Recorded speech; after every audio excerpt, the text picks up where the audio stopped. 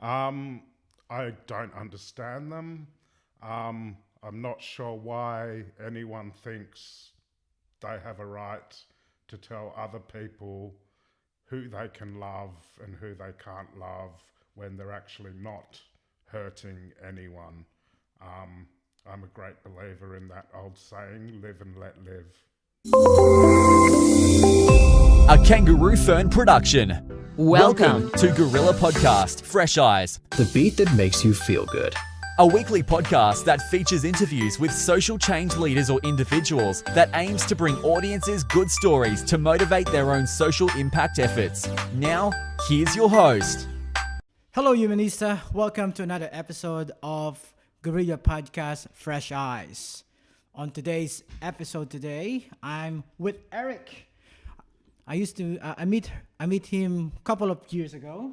Yep. This is during the Pride March in Adelaide. So Eric Kuhlmann is the coordinator of Adelaide Pride March. And hi, Eric. Welcome to the show. Hi, Miko. Thank you. How are you today? I'm okay. It's been a while. The last time I saw you. It's been a couple of years. Couple of years now. So you're coordinator of Pride March Adelaide. Yep. What is that? Well, Pride marches happen all over the world. The modern Pride March in Adelaide is an opportunity for our LGBTIQ plus communities and their allies to come out and celebrate and be together and to march through the streets of Adelaide in a positive, inclusive celebration.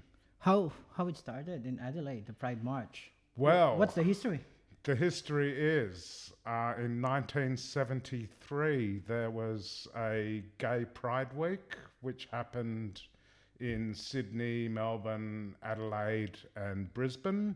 And in Adelaide, it was a week-long program of events that included dancers, literary events, and it also included a march, which was called the Proud Parade. So that was in 1973, 5 years before Sydney Mardi Gras. We had this parade in Adelaide to celebrate what back then, it was before we used the word queer. We just called ourselves gay, whether we be men or women or transgender.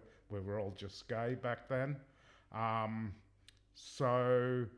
then nothing happened after that for another 30 years when in 2003, a bunch of people decided to commemorate that 30-year anniversary with a Pride March in 2003. And then Pride March has happened every year since that, usually at the beginning of November, leading into the Feast Festival, which is Adelaide's queer arts and cultural festival. So on the last Pride March on November 2nd this year, how many people participated? It's hard to know exactly because, nobody buys tickets. Okay. So we can't actually know exactly. But our estimates and police estimates are maybe around 4,500 people.